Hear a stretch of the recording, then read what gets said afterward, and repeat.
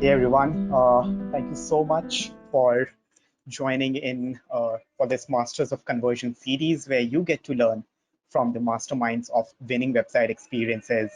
Uh, like always, my name is Vipul and I am the marketing manager at VWO, a full funnel experience optimization platform. Today I have two masters with me, Reese and Ted from Intuit Canada, and Reese is the is the head of e-commerce and experimentation at Intuit TurboTax, and so is Ted, who is the head of experience design and innovation catalyst. Quite amazing title there, Ted. Maybe if you guys can switch on your camera so that the audience can have a look at you, can see your lovely faces. Hi. Hi, everyone. Can you see me? Hi, everybody. Yes, Reese, I can see you. Ted, you're not visible. Sorry, guys. We're GoToWebinar rookies here, so we're trying to get ourselves sorted here. Not sure for some reason. Ted is invisible, guys, but he'll be up shortly, right? So it's great to have you here, both Reese and Ted. Really excited for the session today. I'm really I just saw your presentation. I got as a privilege of being a moderator, and all the conversations we had previously. It's going to be really amazing and exciting for our audience as well. Well, thanks. Great. With that, I think I should pass on the mic to you guys. Ted, I believe there is some issue on your end. Yeah, it doesn't seem like I'm able to, for some reason, the webcam was working fine before, but now it's not working. So I will just move on. There we go. Flip back. Okay, let me try doing something. You see my beautiful picture? Yeah, we can use that. Yes. So again, I'm sending you a webcam request. Let's see if that works. Okay.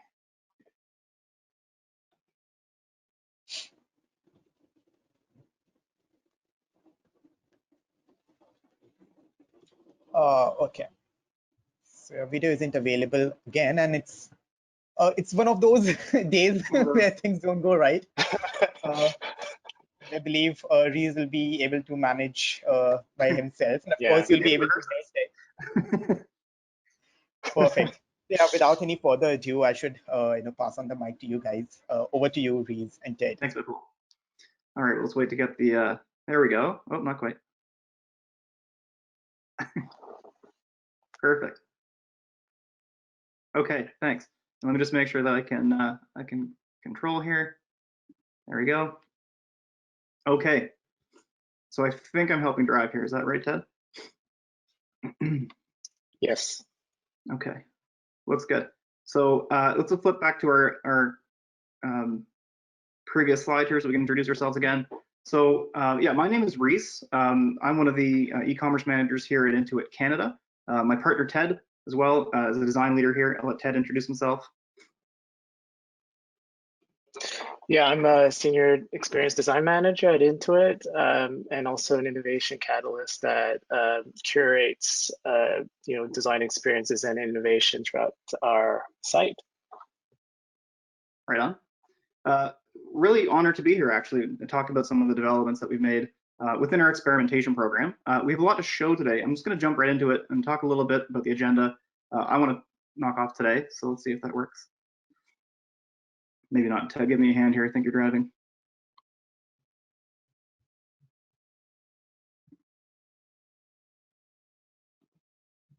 There we go. Okay, awesome.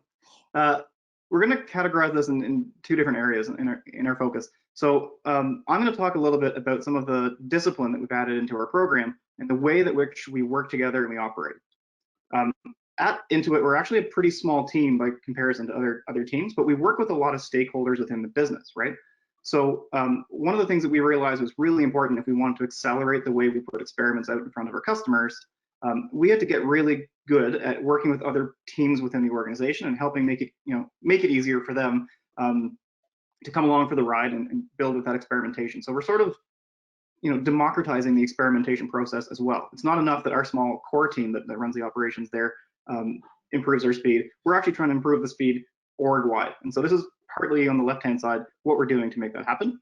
And Ted's going to talk a little bit about the frameworks that we use within Intuit to help us actually put some process around how we operate as a group and how we innovate for our customers. So I'll get into some of the details here on the next one, starting with rapid prototyping.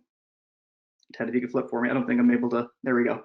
So why does all this matter? So, at the end of the day, what this really comes down to is whether we are making measurable differences for our customers, right? That's why we do this. The way that we measure whether or not this is actually making an impact for customers that we serve, we do have a whole set within Intuit of customer-based value metrics, and we can actually evaluate whether we're making a difference financially for our customers and whether we're helping them out. There's Ted, perfect. Whether we're helping them out financially. But what we actually measure in our experiments program is, how quickly we can get more tests in front of our customers and improve the experience for them time and time again. So we actually managed to do, last year, we reduced our average deploy time, meaning the amount of time it takes us to go from sort of a concept into something we actually put in front of customers. We got that down from about 5 weeks on average to 3, which is great. We're putting more tests in front of customers quickly. And the second one's really important as well. And we'll talk about what we call boldness a little bit more in a few more slides. But what boldness really means is, are we actually having an impact with individual tests, and how important are those experience changes that we're putting into market? This year, we actually managed to increase the average impact. And by impact, we mean the measure and the change in the decision metric that you're using for your experiment. We managed to increase that by about 30% on average, which means for every new experience we're putting into the funnel and into our web experience, customers are actually benefiting from that 30% more. And either whether that's conversion, whether that's revenue per visit, that's a pretty big impact. So that's great. Now, if you're a numbers guy like me, this will bother you as much as it does me. We almost doubled the number of tests that we put into market this year from the year before. We were 1 shy. So I know that shouldn't matter. It's not a game, not a numbers game, but we were pretty close. So we got just about 2 times the tests in market as we did the years before. And Ted, if you can flip. This is sort of the phrase that sort of went viral once we put some of these practices in motion. So we actually recorded more winning experiments in this year than we actually deployed experiments at all in previous years, right? So remember, it's not just about count. So you can game that. So it's not about whether or not you're putting more experiments in and so on, but whether you're having that impact and you're measuring that boldness. So there's a balance you're going to want to strike between measurable impact that we call boldness and the number of times you're going to iterate and try again and try again and try again. All right, let's move again, Ted, please. So boldness. So what I'm not saying is that there is no room for those small, what we call micro optimizations in your program. But what I am going to focus on today is the fact that we're trying to transform major experiences for our customers. And genuinely speaking, Intuit is really focused right now on actually transforming the way all taxpayers even do their taxes. Like it's got to change fundamentally. And so when you're looking at customer problems that complex, and Ted will walk through exactly how we diagnose those sort of problems, it's important that we make really substantial changes that you can measure for a couple of reasons. One, it's really important to our customers that we change the way that they're evolving and doing their taxes, but also mathematically, it's really important, especially here in Canada, where we have a smaller audience than say, Intuit in the US. We actually have to measure much larger changes in our stats and in VWO to help us understand whether or not we've made a significant change to our segments. And so we actually have to run pretty substantial changes in our platform in order to measure confidently we've made a difference. Because those tiny minute changes, if you can flip for me, Ted, those tiny minute changes that we can talk about, they are harder to measure. So we'll talk about that in a slide or two. The first thing we're going to talk about here is rapid prototyping. So I'd say this is probably the most substantial change we made to accelerating our roadmap and getting things out the door. The reason is we're iterating on our experiments all the time. So you can see the sort of gradual changes that, even something as small as like a mobile, Ted wouldn't call it small. This took quite a while to get to the right the right product, but this sort of change takes a lot of time. And this is the sort of concept to production timeline I'm talking about when we say we moved from 5 weeks down to 3, because we have to involve stakeholders, get inputs, make sure we're dealing with the right problems and solving the right problems for their customers And that takes a lot of inputs from a lot of different teams. That comes down to both the technology that we use and eliminating the, I guess, the handoffs between teams. So we have design teams coming up with mock-ups. We have web developers putting things in motion. We have QA analysts helping us make sure everything works. By reducing the amount of handoffs that we're making with the right sort of technology stack, we're actually squeezing the time down quite a bit. So we've actually, in this case, we've actually managed to shave off a lot of time from our cycles by not involving our web developers in the prototyping process at all. We have designers, UX designers and XD designers, putting a lot of these prototypes together themselves in the technology stack that we've adopted, and they put those in front of customers once they've been validated themselves, and they go live without even touching our production teams. And that has eliminated a lot of time from the cycles as well. Not to mention every stage along the way needs input, needs customer input, needs validation, stakeholder review. So as long as you can streamline those handoffs, you're going to speed up your process. Let's flip, Ted.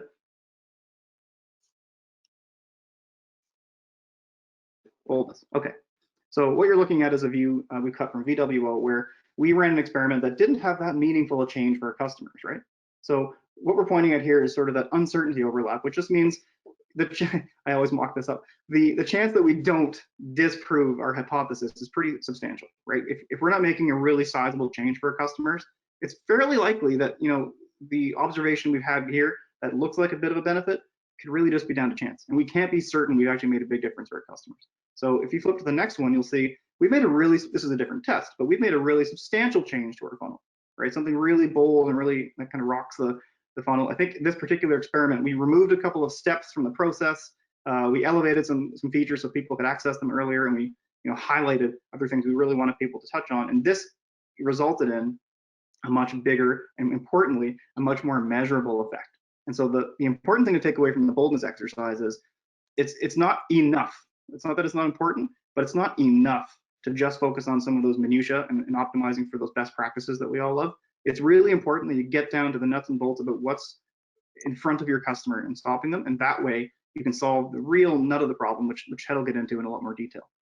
And it's important to do that. So consider about, when it comes to speed, it's a little counterintuitive, but the larger an implementation you can make, often the faster you might actually go. There you go. Let's move on to the next one, please. Okay. Moving fast is great, but you have to move together, right? So here at Intuit, we actually evangelize a lot about our collaboration and the way that we work together. I think it's really important that you recognize, you know, your growth team or your experimentation team is one unit, but you're working for a lot of times and with so many other stakeholders that need to be brought along for the ride. So there are a couple of things we've implemented this year within our program that have brought people on. We've gotten great feedback about it. We think it's working for us. A couple of things that I'm going to touch on are things like using the one-pager artifact. You've maybe heard of that. We'll show you an example of one we've built. And just the process and the way that you follow up with your stakeholders, making sure they're along for the ride at the design of an experiment, because of course they know their audience best, whether it's a product owner or a marketing manager, they know their audience and they know their channel really well. They should be along for the ride as you're building those experiments. So let's take a look at the first step here. We call these principles, so design principle. This may sound sort of, I don't know what the word is, like administration-like, but it's not. It's all about just making sure you eliminate debate and you focus on the critical things that you need to move in any given experiment.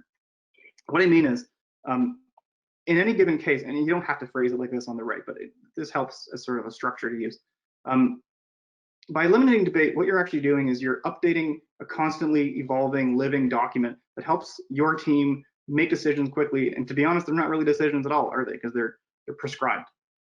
So decision principles for all stages, from planning to test design itself, to the in-flight decisions you're making while tests are running, to even post-analysis, right? There are some decisions you can make while you're analyzing your data, and there are even mistakes you can make while you're analyzing your data that can slow you down. And by using a set of principles you've discussed and agreed on up front, you're actually going to eliminate a lot of those stages where you think one part of your team wants to go this way with the experiment because of what they interpret, and then another part of your team wants to go this way. That debate slows things down, and it's not insignificant, right? That can really be a challenge for a lot of teams. So we found that by having sort of a code, or whatever you want to call yours, we genuinely just have a Word document that we keep and we share it around. and it updates constantly when we're learning about how we make decisions when things are moving. Protects against making errors in analysis. It keeps everybody on board, and the best part, I think, is that your stakeholders who you're bringing on board, again, those product owners, marketers, you'll make allies of them because they now understand how the team who's trying to prove a bold hypothesis for them is actually making the decisions on the journey to get there. So if you can flip for me, Ted, I've got another example of kind of how we do that. It looks complex, doesn't have to be. When your test concludes and you've got a decision metric, whether it's auth rate or maybe it's revenue per visit, whatever, I would suggest what you might want to do ahead of time is you've already built out the sort of scenarios that you're going to chase when you land on a certain range of outcome. So what I mean is, let's say your auth rate is way above what you thought you might hit for this hypothesis, which is great. You really won. That might mean, and here at Intuit, for example, typically what that would mean is we actually escalate a test into production. We skip the queue. We say, wow, this is a big winner. Customers love this. We have to get this in front of people urgently. We might put it ahead in the schedule. And we might even chase a second sort of iteration on that to kind of really make sure we understand what we've solved there. If something's within the range that you might predict and it's a winner, you might have a separate set of actions. So here at Intuit, we probably want to say, great, this landed where we thought it would. This is a good hypothesis. We were right, hooray. And then it goes into queue, and it goes into the production queue where our web developers can work on it, make it real for our customers. Not to call them failures, because we're learning all the time, but when something doesn't come out positive and fails for the decision metric, that's okay as well. And we have a certain set of actions we take in that scenario. And again, you'll notice there's no debate here. We've already agreed upon these ahead of time. So in this case, we might reevaluate whether we've got the right hypothesis. Many times for us, I think what we would reevaluate is just the recipe themselves that we've plugged into VWO. Have we actually nailed what we think customers want to see? We watch some recordings, make sure we've really got it. I think the stat, Ted, keep me honest, but I think of the winners we had this year in our portfolio, half of them needed a second try, sometimes even a third try to get right and to just sort of reevaluate and try again. And then it comes out green, and that's great. Now, we've had a few of these as well. If it really misses and you're completely off your decision metric, you should have a decision about that as well. So sometimes that means reevaluating whether you're even solving the right problem. That could evaluate whether or not you should just walk away from the test. Sometimes that's the right thing to do, is to put it down and say, this isn't it. This isn't what we're trying to solve. So all of these scenarios should be agreed upon ahead of time. If you can get people on side before the test begins, you're going to save yourself a lot of time in debate, in some of that friend making that we all have to go through to make sure this test sees the light of day. Cool. On to the next one, please. Right. So speaking of, it's important that you bring these stakeholders along for the ride. We've been really busy at Intuit trying to make sure that we help, I've called it democratizing the experimentation process, so that people understand where the process is and why we're making the decisions that we do. If you want to flip just one or two more, Ted, I'm going to show you what a one-pager looks like. This is that artifact that we use to describe an experiment. This came through Intuit. This isn't specific to us. I think a lot of teams have been using this model. What the one-pager does is it forces the experiment teams, and this is really hard to do, but it forces the experiment teams to be super concise and succinctly describe what it is you're trying to solve for a customer in just a couple of lines. Ted and I laugh about this because it's really hard to write these. We probably take a couple of tries, and as we shop this around to our various stakeholders, sometimes we rewrite it and go, okay, that didn't land. But the important thing is, if you can describe to both leadership and to, say, the designers and the producers on your team that are making the test happen, if all of these stakeholders can actually understand what it is you're trying to solve for the customer in just a few words, then you've nailed it and everyone is on side. And that's the beauty of this really small and sometimes very difficult to write artifact, because if you can get it right, you're going to save a lot of time, again, by just getting everybody totally together on the piece. So I don't think we're going to go too deep on exactly how we write some of these lines. Ted, I think you're going to explore that in D4D in a little bit. But one thing I want to update, or pardon me, I want to talk about is updating this slide. The benefit here is that this is sort of your one, what do you call it, a source of truth for a lot of these experiments, which means you're going to have constant ability to update this as we go. You'll notice there's a sort of a table there which we use to keep test results both in flight and post flight in here, so customers can always revisit this. Sometimes I even put these in my email signatures for my internal emails, so people can always have access to these as quickly as they want. Okay, I think we're getting close to time too, so I'm going to go through the next ones pretty quickly. Data makes a lot of decisions for us here at Intuit. So yeah, one more for me, Ted. I think the best thing to describe is it's not impossible. It feels hard, but it's not impossible to actually come to the perfect metric to solve your customer problem if you just validate through those customers and go through your user testing process and really agonize, is the word we use, agonize over the success metric. That's the one that's going to make decisions for you. Any other metric that you feel is important to solving that customer problem, we call an observation metric. That doesn't mean you ignore it. It just means it's not the one that ultimately takes you through that decision tree. Okay. So serve yourself. So self-serve data is what we call the ability to build a dashboard and the ability to have access immediately to sort of the decision metrics, certainly, but also the observational metrics that we think we're going to need to solve this customer problem. There aren't thousands. That's the thing that we really uncovered this year. There are maybe dozens of, really genuinely important metrics that we need to follow for customers.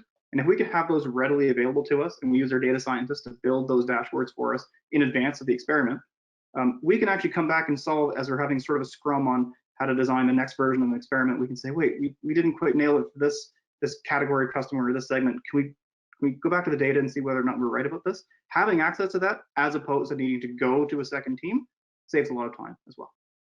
Thanks, Ted.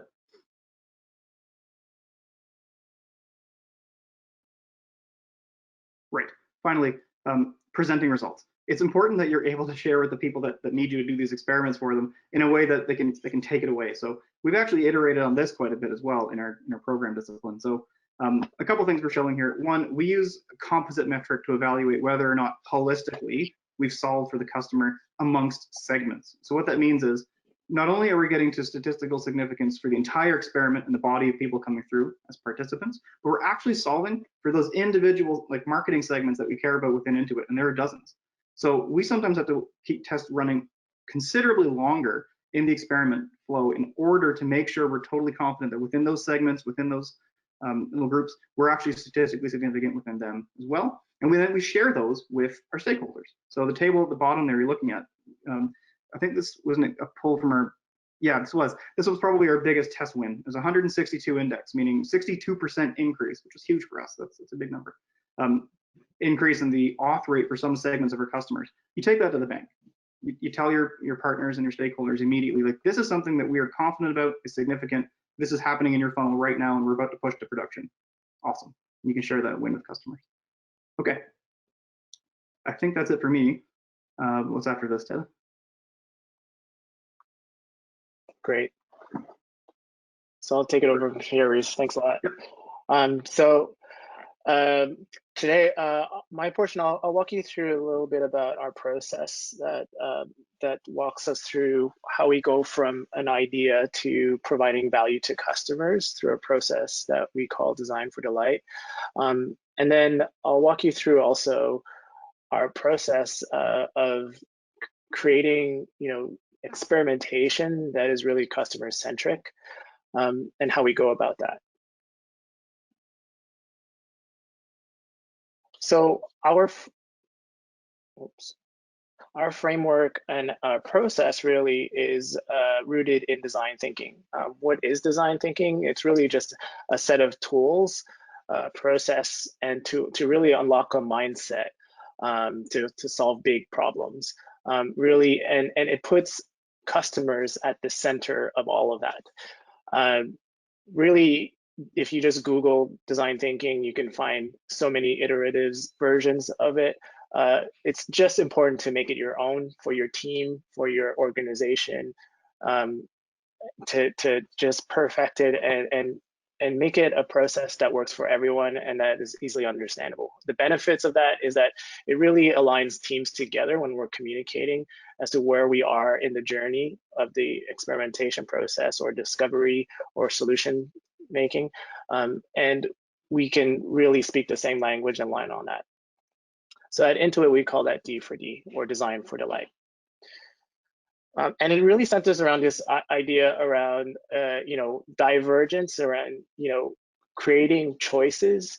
Really, so we start from a starting point and then really expand and explore all the possibilities, ideas, concepts, and solutions. And then we start narrowing down in this notion of convergence, where we're really at the stage of making choices, making trade-offs, prioritizing, and then we go through a series of loops like that, over the course of a period. And so how we've broken it down is really into 3 different sections of discovering the problem, exploring the solution, and then refining the experience. And you could see the divergence and convergence into each of those stages. And it's really important to start with an initial framing.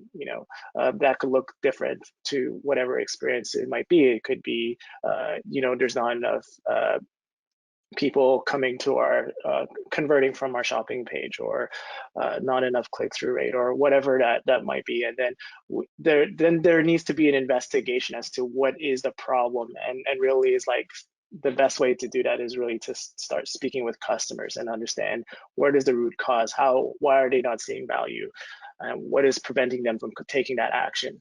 And then you kind of go a bit narrower into defining exactly what that problem is. There might be several ones, but you have to focus on the most important one that creates the biggest impact to customers.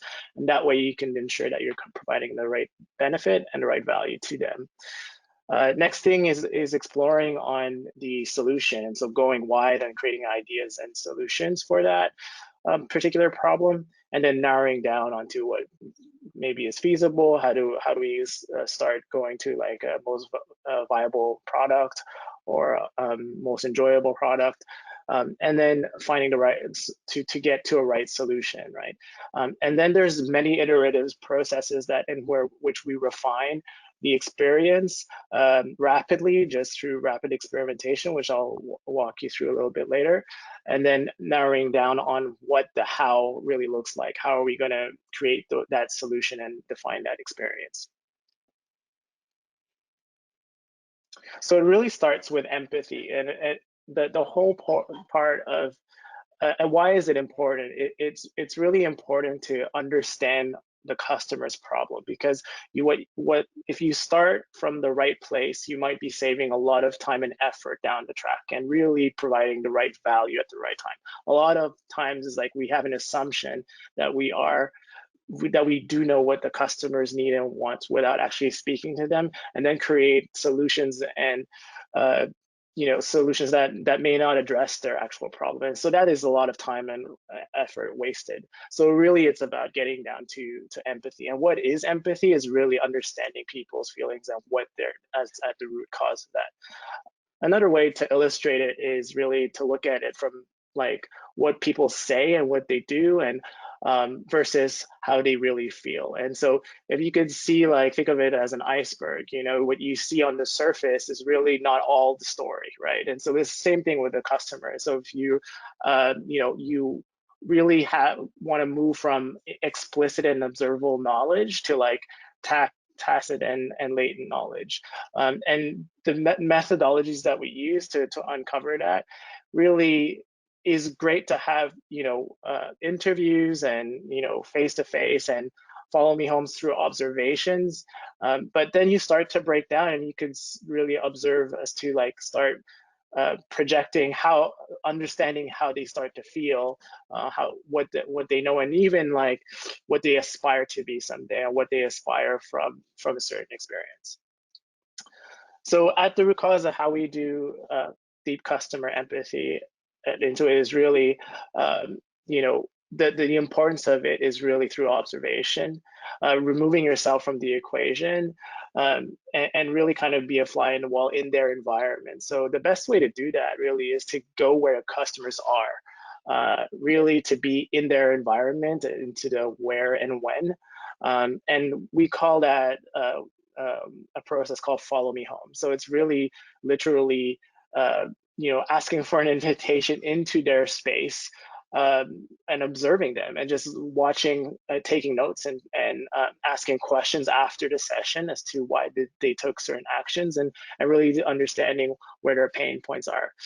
The great thing about that is that they will experience some pain. Sometimes they will have emotional reactions to certain things, and those are important to note. Those are things that you can't get from a survey, right? So those types of deep customer empathy and understanding is really an important step, and one that should not be dismissed, because that will, in the end, provide a lot of customer benefit for when you're thinking about the experience and the solution. And so as we start to converge and start to narrow it down, we start to formulate an idea of what the customer's major pain point is, and start to break it down into a very specific problem. We use what is called a customer problem statement. And in that, it's important to be very specific, to really narrow down into what the customer's description is, what their attributes and characteristics are, what their motivations are, what they're trying to accomplish, what is it that they're actually trying to do in any part of the experience, but what is the barrier that they're encountering, and identify that. And then this is where like the latent knowledge comes into play, is like understanding the root cause, because you've observed them and you understand what where the pain points are coming from, and then really identify what is the emotion that they're experiencing at that point. So what this helps frame everyone on the team as to what is the exact problem, what is the pain point, the root cause, and who this customer is. And really, as you're sharing this information, having this as a starting point is really great to ground teams to know where to go from there.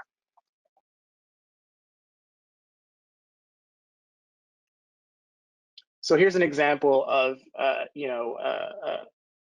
a customer problem statement. I won't walk through every single detail, but you could see how each of the components of the customer problem statement is clearly demarcated here. So, you have like an extensive description that really describes like who they are and what they do, what they're trying to accomplish, what are their characteristics and motivations, the desired outcome, et cetera, et cetera.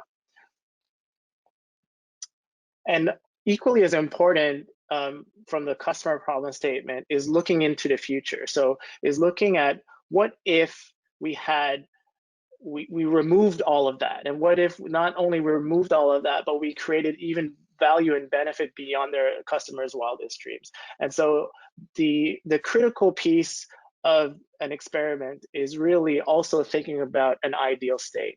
And it's not just a solution, but it's going beyond what a solution is even possible. So an ideal state really flexes on a solution that is so amazing, it's beyond the outcome, and it almost seems impossible, right? So in a sense, it's always unattainable, but that's okay, because it keeps the experimentation driving forward, and it drives the team towards bold ideas. And so having the current state versus the North Star, which I like to call it as the ideal state, is really important to ground teams as to how can we continue to push these experiments further and bolder to create more impact and value back to the customer. So here's how an ideal state framework is crafted, and so it really starts in a perfect world. We're not really trying to impose like tech restrictions or what is possible. It's really like to dream big and think, what if we had no constraints in terms of resources, budget, technology, anything was possible? What would that look like? And then how do we get there, right? And ensuring that the benefit is crafted into the ideal state, so that we really are focused on making sure that we're providing value back to the customer. And again, like thinking back at the emotion and flipping that is like going from a pain point to a gain, really is important to making sure that the customer is feeling a certain positive emotion about it, so that they really see value in it. So here's an example from an ideal state of Toyota, for example. So, in their ideal state, in a perfect world, a vehicle never breaks down. Now we know that that's impossible, because like just through depreciation alone, like vehicles, are just meant to break down, but the idea of the pursuit of a vehicle that never breaks down really strives the team towards thinking about how do we create, better, mechanics. I'm not a car guy, so, but how do we create better parts? How do we think about the materials and all of that? So it really, having that as the North Star really drives the team. And then thinking about reliability as their biggest benefit to their customers, so that they never have to worry that it's going to break down. And then how the feeling is making sure that they feel safe and confident. So again, to summarize a little bit, we're going from a problem state. We've talked about the customer problem statement. And so that is really focusing on the now and grounding the team on that. And then we look at the ideal state, right? And think about, what if we had no constraints, all of was possible, and we looked at the future. And everything in between really is the experimentation and learning plan. And that's where everything starts, right? So we have the grounding of where we are, where we want to go, and how do we craft a plan that gets us there. So a learning plan essentially is, an iterative series of tests that really build on top of each other to really create a point of view or POV.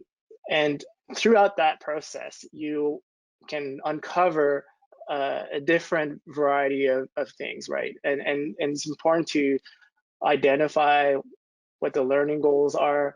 How are you going to map out your series of tests to those goals?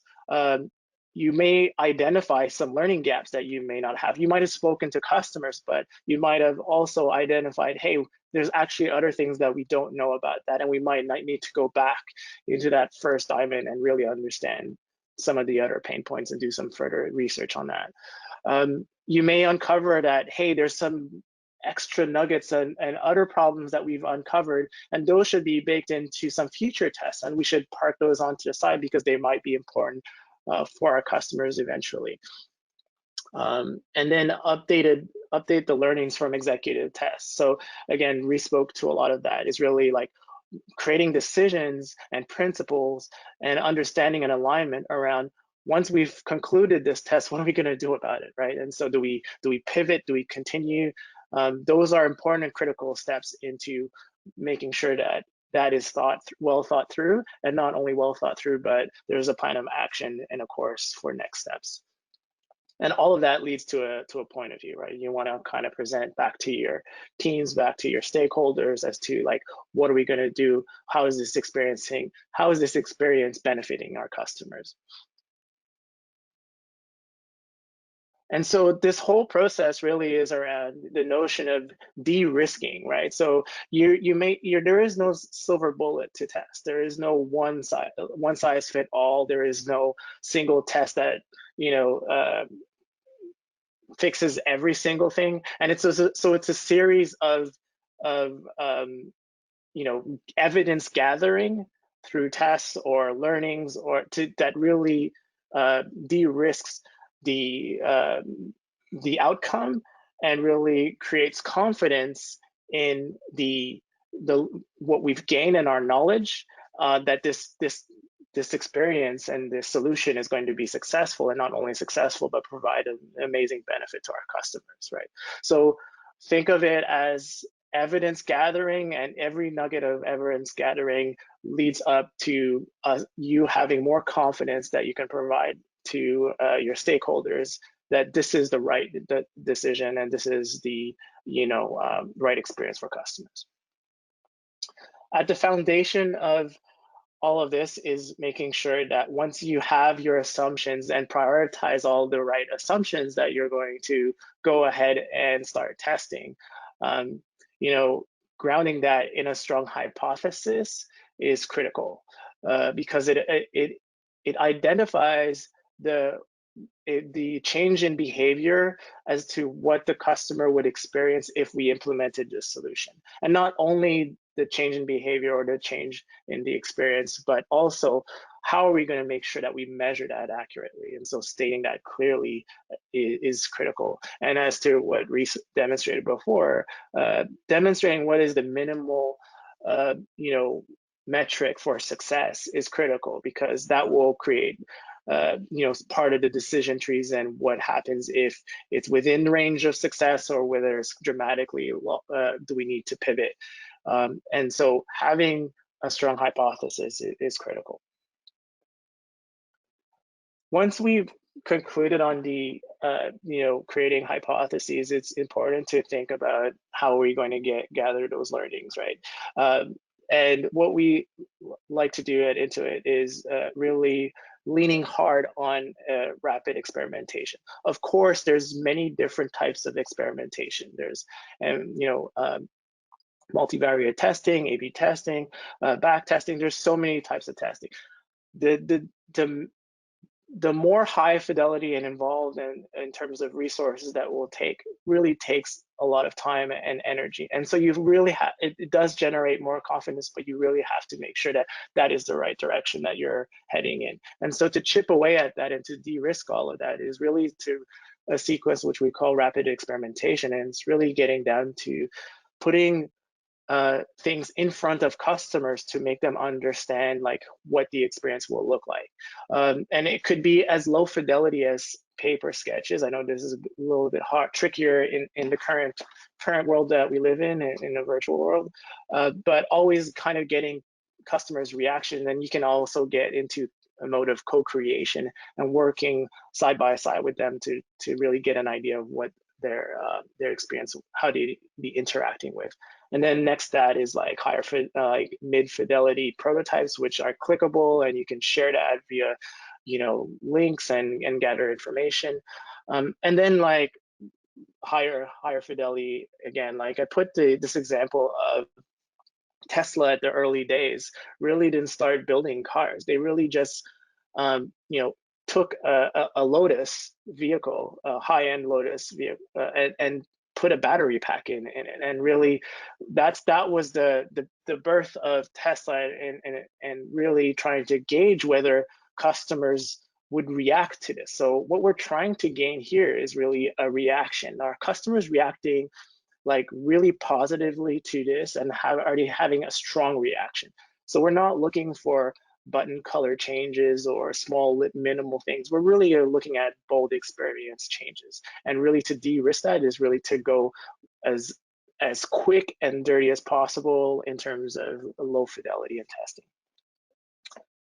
Now, that isn't the only way of testing, but there's multiple ways of testing. And like I said before, it's a combination of a crude test that really creates like confidence and provides a strong point of view. And so when you're considering testing, there's several criteria. We've narrowed it down to 5. This is what we use. But is focusing first on boldness, right? So does it have is this a disruptive idea? Does it have impact to customers, right? Will this test generate that? How much evidence do we currently have with customers? Do we have any visits on our website? Do we have some customer interviews? Have we done already some evidence from prior years? What evidence can you collect to kind of have a starting point that will, if there's none, there's none, but if there's a lot, that puts you in a better position? And how compelling is that evidence?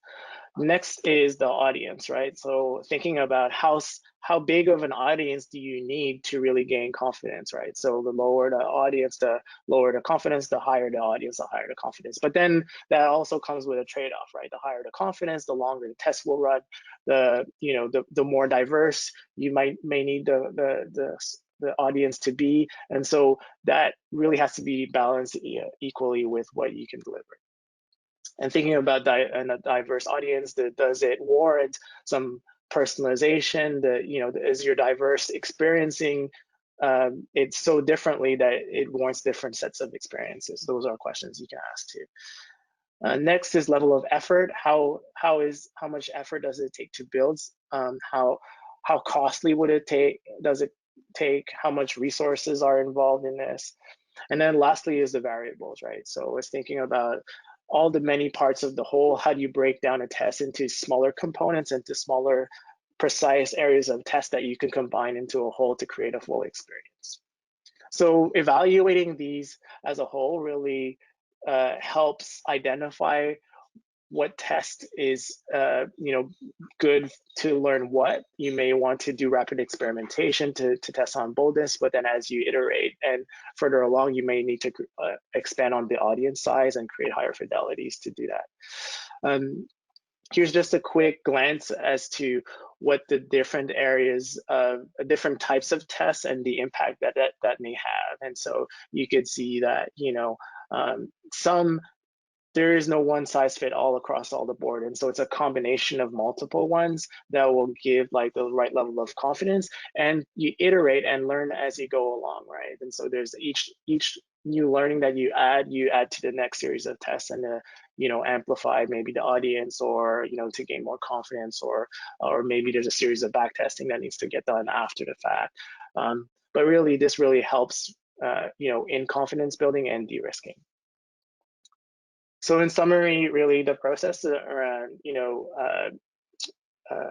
design for delight and customer-driven experimentation is really around gaining deep customer empathy, understanding your customer so that you understand what is the right value that you could provide and what is the right benefit, thinking about their current customer problem statement, and then thinking about what creating the future state looks like. What is the ideal state that really keeps your team moving forward every single sprint, every single season, every single year, so that you keep iterating. And then having a plan, making sure that everyone's aligned on that, and test often and iteratively, and create like this process of rigor and understanding of the team that it's not going to be a perfect solution, and failure is welcome. So the more you fail, the more you learn, and the more you learn, the more you can get better at providing value for customers. And that is it for our presentation. Thanks, guys. Great. That was really an insightful and insight-packed presentation. I don't know what to say. It was really amazing, and I had a couple of questions. I mean, I was writing all that stuff that you were talking about. Sure. I was making notes and had questions on the way. So really, thank you so much, for putting in so much effort in creating this presentation and bringing forth your knowledge. I mean, sharing your knowledge with the audience today. Right, so quickly, perfect. So I'll quickly start taking up questions from the audience. Slide it this manner. And by the way, just let me know if my video is pixelated or grainy, or my voice is not coming along well. It's all you look fine. Great. Oh, thanks. Right. So I don't know, for some reason, it's a day of errors, I believe. My internet stopped working midway when you were giving the presentation. I was logged out of this webinar, and I'm the one who is moderating it, so I need to be here. So I'm connected via my phone now. I hope the speed doesn't drop. Right. So quickly, before it runs out of battery or data, let me just quickly take up a question from Patrick. Patrick is referring to one of your earlier slides where he's asking, what does LOFA stand for? LOFA. So a LOFA is a leap of faith assumption. All right. So that's something that needs to be true for your customer, and it's brand new. That must be true for your learning plan and your sequence of hypotheses to be true in the first place. So the one I always go to is, Uber. Uber had to prove customers would get into strangers' cars to go from A to B. I mean, if they can't prove that assumption, it doesn't matter, the more minute hypotheses they chase throughout that. If customers are flatly not willing to get into the strangers' cars to go, then this whole sequence won't work. And those LOFAs tend to be the most disruptive, artifact of your testing plan, right? You have to get those LOFAs right.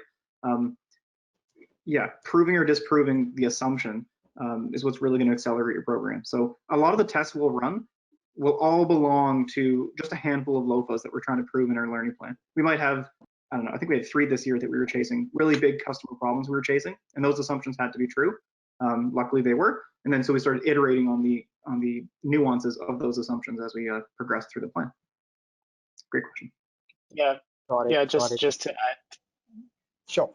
yeah, just to add to that, the LOFA is really around the what's unproven in market, and really it prioritizes your assumptions, right? So if there's Teresa's example, like if it really prioritizes what do you do first, what is the most important thing that you need to start testing and start rallying your team around, because that will be critical to everything that follows. So if customers aren't willing to jump into strangers' cars, then the whole model breaks down. And so identifying that is important step.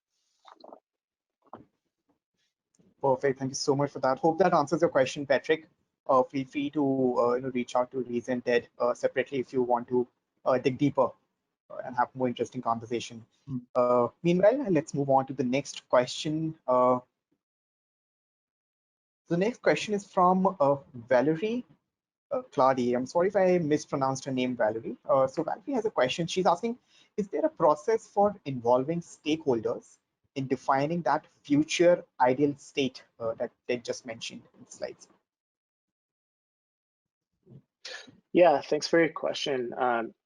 There is, I think like it's critical to align everyone on what that experience may look like. And an important step is that I didn't mention, but is important, is to not involve customers at that stage. So this might sound counterintuitive, but this is really around you and your team working with the stakeholders there to really identify what that vision looks like, because a customer is always going to just be like, I'm happy, just going from point A to point B. They're not going to think about driverless cars, for example, right? That goes beyond what their imagination is. Nor is it their job to think about that, right? So, but having different points of views from different stakeholders is critical too, as you may want to have people that are very involved in technology, other people that are more involved in the business side, other people that are very creative in the design side. And so having that diverse set of ideas will help generate a really strong ideal state. Perfect. Hope that answers your question, Valerie. Moving on to the next one is from Simon Poole. And this question is for Reese. You showed a slide about using composite metrics to deal with complex cases. Could you speak a bit more about that? Sure. Yeah, thanks for your question, Simon. Composite metrics are metrics that are made up of many other metrics, or just a handful of metrics combined. But the reason you might want to use one of those is because it might provide a more holistic picture of the thing you're trying to solve. So for example, we sell a variety of products at TurboTax, and we have to make sure that the experience changes that we're making for our whole customer base add up to a better experience. I shouldn't say for everyone, but for the whole, right? And if we're measuring individual auth rates, conversion rates, or discoverability, whatever our metric is, for individual segments, it's kind of easy to get lost in the weeds sometimes. And so a metric like revenue per visitor, for example, combines two different top measures. It's your average revenue per visit, and then it's also your auth rate, right? It's those two things combined into revenue per visitor. So by monitoring that and using that as your sort of like North Star metric, you can just determine at the highest level that, yeah, we're solving this as long as the number's up. We're solving this holistically for our whole base. This is up, the test is a winner. This is the point that I would say you start going into your observational metrics, right? If you're up on revenue per visit, RPV, that's great, but let's make sure you're still paying attention to the sort of subsets and the segments within that. We had a couple of tests this year that we ran that were positive and revenue per visit positive, but they actually introduced, we call it FUD, fear, uncertainty, and doubt. That's our moniker for like just emotional instability or friction for customers into it. So we introduced FUD with a couple of the experience changes we implemented initially for some segments, and based on, again, the decision principles that we've talked about, that's not okay, right? So we would try again, even if that output is positive. So it's okay to use that composite metric at the top to sort of evaluate yes or no, but I would definitely advise you still continue to peek into the more minute subset of things before you go ahead and put things into production. And again, communicate. Tell your stakeholders that, hey, we know this is happening for your audience, for your group and your segment. Let's talk about what the implications are for your customer. great question.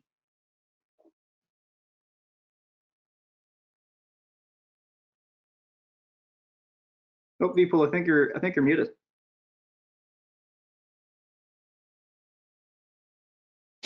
Oops, as I said, it's a day of errors, and the day hasn't ended yet. So yeah, since the question was about metrics, so I also had this question, and it's a bit broader, of course, than what Simon has asked. But if you're allowed to share, since you run a lot of experiments, as we discussed on our call previously, right? So can you share out of like a rough value of what's the success percentage, right, of all these experiments? For how many experiments really have a conclusion that you can use? I love this question. Success rate. Okay. This is one of those things that experimenters and growth marketers love to brag about because it looks great. It's sort of one of those vanity metrics, like we're winning 100% of our tests. Well, think about what's happening if you're winning. By the way, no one wins 100%. If you do, call us. You should work here. But if you're winning 100% of your tests, think about what you're leaving on the table. Like, are you solving big enough challenges for your customers if you're not willing to take big swings? I mean, Ted put that baseball background in the slide for a reason. We actually have a bit of a what do you call it, inside joke about the whole big swing home run concept, because it's okay to have singles and bunts a couple of times, but what you're really trying to do is go for grand slams. But grand slams, you miss a lot, right? And so we do try to strike a balance. If you want a number, my number is 30%. I try to get our team to win 30% of the time, because that indicates to me, and of course, this is going to depend on your organization and how big a swing you're willing to take. By the way, grand slams take a lot of executive and leadership input. They really want to know you're going to be okay. So you have to, again, I'm going to sound like I'm kicking this drum again, but involve your stakeholders, involve your leadership, and communicate that we're taking a really lofty, big lofa. We're going to swing hard. We might miss. That's okay. Now, obviously, 10% success rate may not be great for some organizations, but who knows? If you're a really early stage company, for example, and you don't quite know your product market fit, or you don't quite know how to approach the problems for your customers, you might not win as often as when you're just kind of optimizing and really just building a better experience onto what you've already got. What have I missed, Ted? I feel like we answer that question a lot, but yeah. Yeah, I think you covered it, Reese. Sure. Thanks for that. I actually got busy writing to one of the attendees. The question is from Darian Rosso. By the way, hi Darian. Thanks again for attending our webinar. It's great to see you back. So Darian has an interesting question. So he's asking about the FUD that you just mentioned. So how are you measuring FUD in your experiments? And is it a metric that you want to track before the experiment starts? I could speak a little bit to that. I think the idea of fear, uncertainty, and doubt that we created as a moniker at Intuit really stems from speaking with customers. Is really not something that we put as a metric to like decrease FUD by 10%. That's really not the point of it. It's really to identify through customer interviews and voices, and to really know and align everyone onto, hey, this is an important pain point that they're experiencing. And it's this part of the experience that we've created for them. They are experiencing a lot of, pain points, and they're having low confidence. It's creating this negative reaction in that. So it's really more of as an identifier for an opportunity to change, and less of a metric that we measure. I think like what we try to measure is the success rate of something, which is more tangible, and and then retest that with other verbatim and customer interviews and afterwards to see if there's a delta between their emotional reaction before and after. But Reese, maybe you want to add to that. I think it covers it. Yep.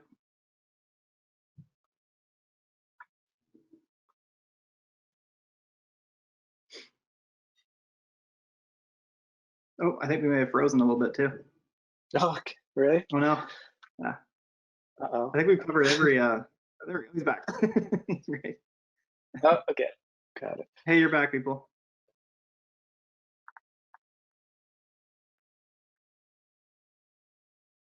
Can you hear me now? I can, yeah. Welcome Yep. back. Yeah, welcome back.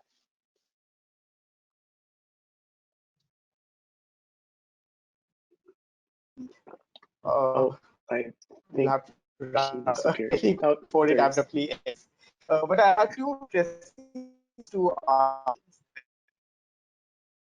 Sorry, there was a.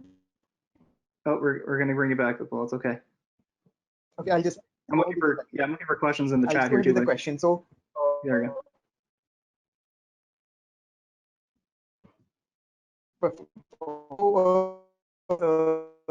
You know, instance, a couple of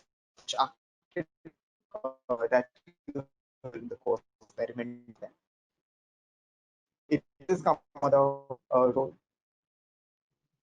Your audio Oh, is so I caught broken up. I don't know if Reese could have heard that. Reese No. could hear that, but no. Okay. Can you try me one more time there? Okay. Yep, there you are. That's You're back. is it coming across well now? Yeah, and out. now it is. In and out. Yeah. Okay, it's a bit of lag, I feel.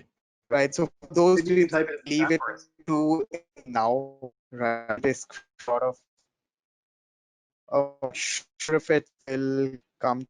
I'll send you all your through the mail, right? Email if you guys, I'll do right. But I think we already time. I would like to close the webinar. Again, thanking you guys again for sharing your knowledge, your experience, and amazing on it that our audience today. It was a really, really good presentation. Thank you so much for that. Well, thank you very much. Thank you. Thanks for having everyone. us. Pleasure.